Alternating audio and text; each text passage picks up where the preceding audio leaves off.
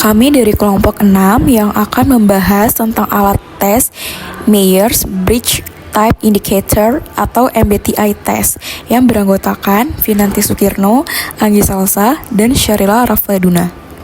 Yang pertama, kita akan membahas tentang sejarah MBTI. Tes MBTI atau Myers-Briggs Type Indicator memiliki sejarah yang panjang dan menarik, yang mencerminkan evolusi dari ide-ide awal tentang tipe kepribadian hingga alat penilaian yang banyak digunakan saat ini. MBTI berakar pada teori psikolog Carl Gustav Jung, seorang psikolog Swiss yang pada tahun 1921 menerbitkan bukunya yang terkenal, yaitu Psychological Types. Dalam buku Psychological Types, Jung memperkenalkan konsep dasar tipe kepribadian yang didasarkan pada 4 fungsi psikologis utama, yaitu berpikir, merasa, sensasi, dan intuisi.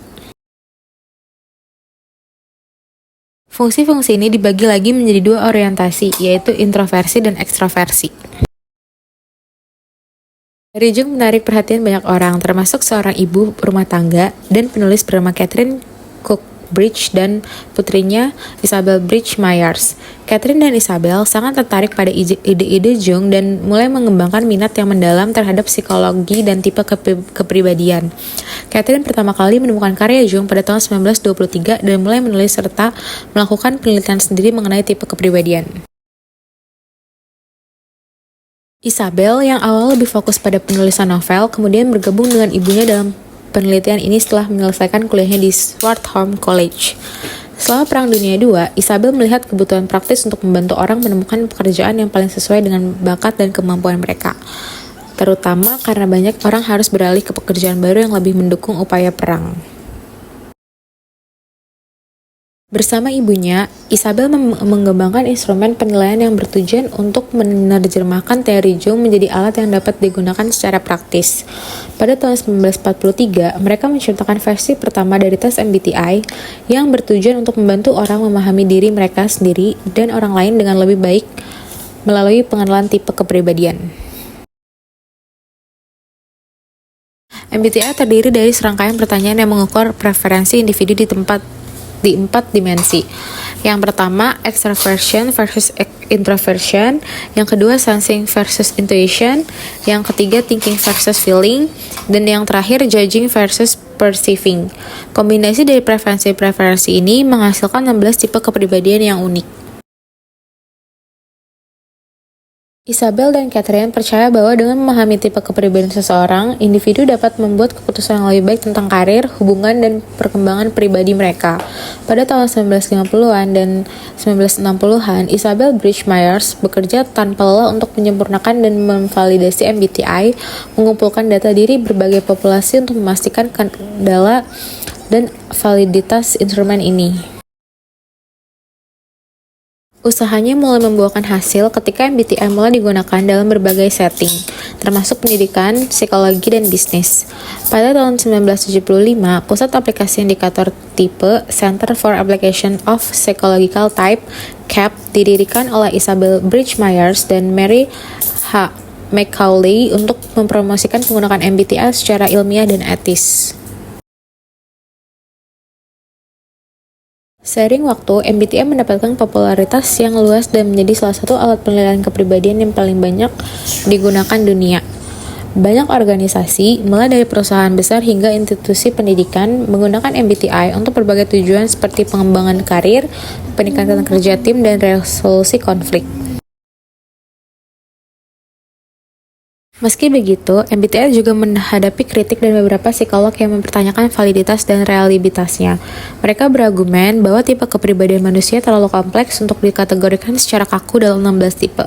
Meskipun ada kritik, MBTI tetap menjadi alat yang berharga bagi banyak orang yang mencari pemahaman lebih dalam tentang diri mereka sendiri dan interaksi mereka dengan orang lain. Warisan Isabel Bridge Myers dan Catherine Cook-Bridge hidup melalui jutaan orang yang telah mengambil tes ini dan menerapkan wawasan yang mereka peroleh dalam kehidupan sehari-hari mereka. Secara keseluruhan, sejarah MBTI adalah kisah tentang dedikasi dan inovasi. Dari awalnya yang sederhana sebagai proyek ibu dan putri hingga menjadi instrumen psikologi psikologi yang diakui secara internasional. MBTI mencerminkan hasrat manusia untuk memahami diri sendiri dan orang lain, serta keinginan untuk meningkatkan kualitas hidup melalui pengetahuan psikologis. Catherine Cook Briggs memulai penelitiannya pada tipe-tipe kepribadian pada tahun 1917 dan Isabel Briggs Myers kemudian bergabung dalam proyek tersebut. Bersama-sama mereka menyempurnakan instrumen itu untuk memetakan kepribadian individu berdasarkan 4 dikotomi utama yang diidentifikasi oleh Jung. Yang pertama itu adalah extraversion versus introversion. Itu menjelaskan bagaimana seseorang memfokuskan energi mereka apakah ke dunia luar atau ekstraversi atau ke dunia dalam atau introversi. Lalu yang kedua itu ada sensing versus intuition. Menunjukkan bagaimana seseorang memproses informasi apakah melalui fakta dan detail nyata atau sensing atau melalui pola dan kemungkinan intuition. Lalu yang ketiga ada thinking versus feeling, yaitu menggambarkan cara seseorang membuat keputusan apakah berdasarkan logika dan analisis objektif atau thinking atau berdasarkan nilai-nilai pribadi dan subjektivitas atau feeling. Lalu yang keempat ada judging versus perceiving, yaitu mengindikasikan gaya hidup yang disukai seseorang apakah lebih terstruktur dan teratur atau judging atau lebih fleksibel dan spontan atau perceiving. Selanjutnya ada revisi MBTI. Lebih lanjut lagi, MBTI pertama kali diterbitkan secara komersil pada tahun 1962. Sejak awal MBTI memang dirancang untuk digunakan dalam berbagai konteks, termasuk konseling, pendidikan, dan pengembangan organisasi. Salah satu revisi besar pada MBTI terjadi pada tahun 1985 dengan pengenalan Form G. Revisi ini memperbaiki format item dan metode scoring untuk meningkatkan validitas dan reliabilitas tes. Form G dirancang untuk memberikan hasil yang lebih akurat dan konsisten dengan tujuan agar penilaian kepribadian yang dihasilkan lebih dapat diandalkan dan dapat dipercaya. Perbaikan ini juga mencakup penyusunan ulang beberapa pertanyaan dan penyederhanaan instruksi untuk memastikan bahwa responden dapat memahami dan menjawab dengan lebih tepat. Selanjutnya, revisi terjadi pada tahun 1998 menghasilkan Form M. Revisi ini mencakup beberapa perubahan signifikan dalam bahasa item untuk membuat pertanyaan lebih mudah dipahami dan lebih inklusif.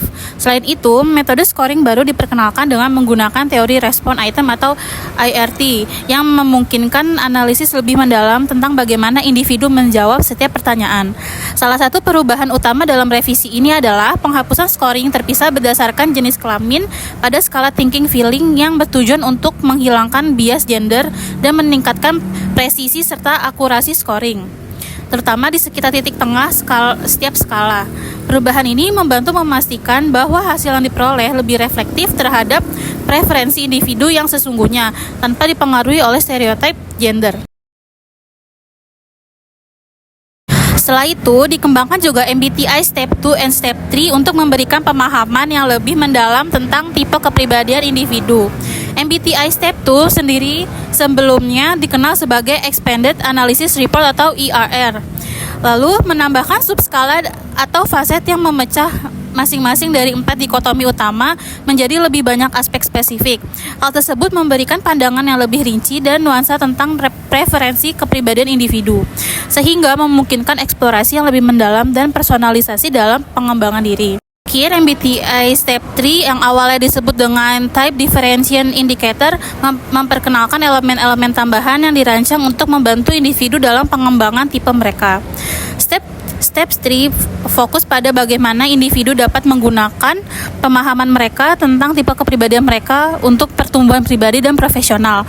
Ini mencakup penilaian terhadap bagaimana preferensi kepribadian mereka diterapkan dalam kehidupan nyata dan memberikan panduan untuk pengembangan lebih lanjut baik dalam konteks pribadi maupun profesional.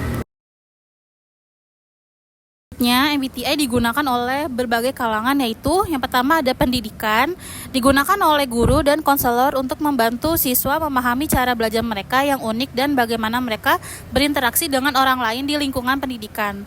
Lalu yang kedua, pengembangan karir. MBTI membantu individu mengeksplorasi karir yang sesuai dengan tipe kepribadian mereka, membantu dalam penentuan jalur karir yang cocok dan pemahaman tentang bagaimana mereka dapat bekerja paling efektif dalam tim.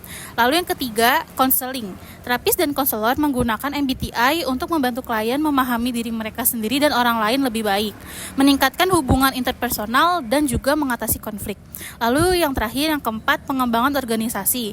Perusahaan menggunakan MBTI untuk pembangunan tim, pelatihan kepemimpinan, dan juga peningkatan komunikasi antar karyawan. Ini membantu dalam memahami dinamika tim dan bagaimana memanfaatkan kekuatan individu secara efektif.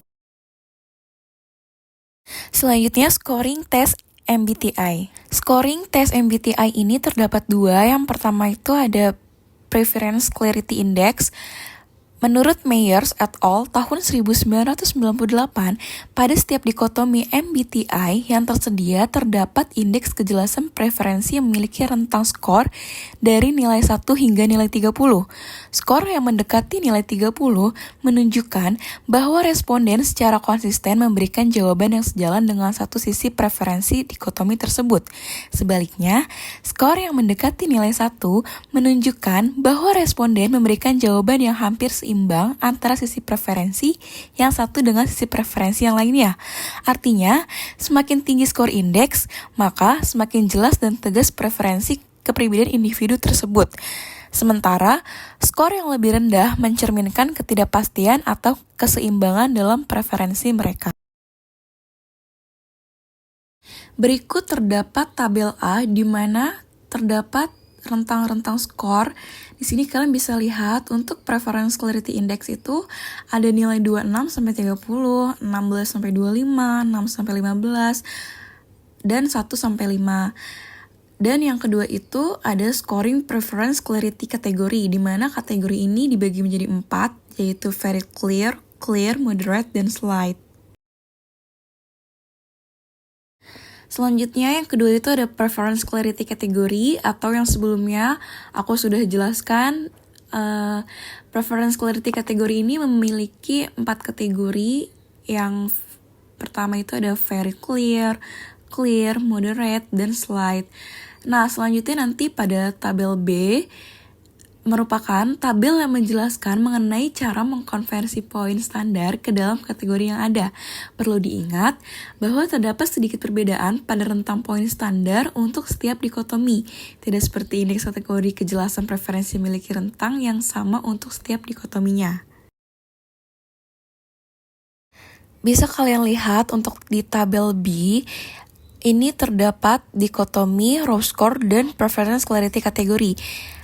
Untuk extraversion introversion sendiri, jika kalian mendapatkan rentang skor 11 sampai 13, itu akan masuk ke clarity kategori Slight. Begitupun jika kalian masuk ke kategori 20 sampai 21, maka kalian akan masuk ke clarity kategori Very Clear. Begitupun seterusnya, kalian bisa lihat sendiri sampai ke dikotomi judging atau perceiving. Jika kalian menempati raw score 11 sampai 13 itu masuk ke slide sama seperti extraversion dan introversion. Lalu jika kalian mendapatkan skor 21 sampai 22 itu masuk ke clarity kategori Very Clear. Maka di sini sudah dijelaskan per kategori dan per dikotomi mereka itu masuk ke clarity kategori yang seperti apa. Untuk tabel C, cara yang dilakukan sehingga dapat memperoleh grade raw score diperlukan skor yang mencerminkan preferensi individu terhadap setiap dikotomi yang ada.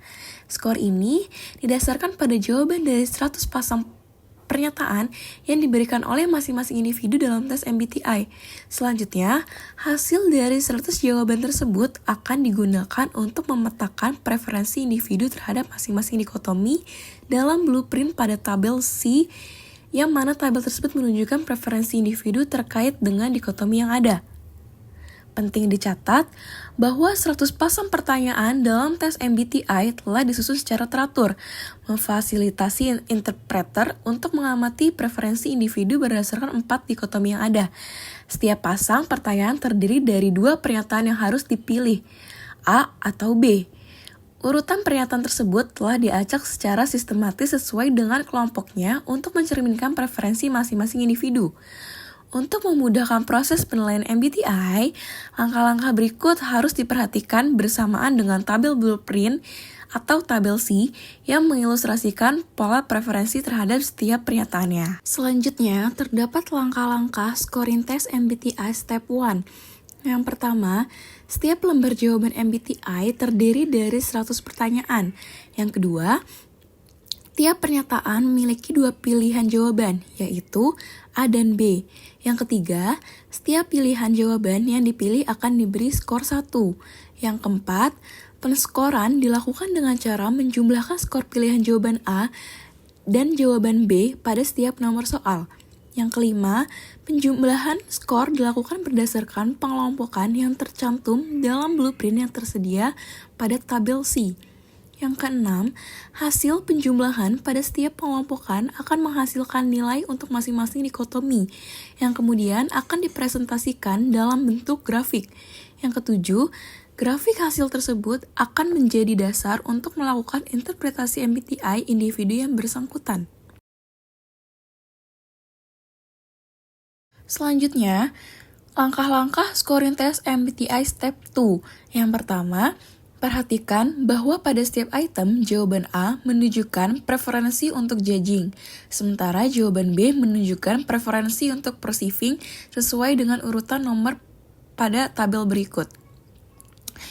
Yang kedua, lakukan scoring pada setiap faset dengan cara penjumlahan hasil jawaban yang sesuai dengan preferensi pada nomor soal yang tercantum.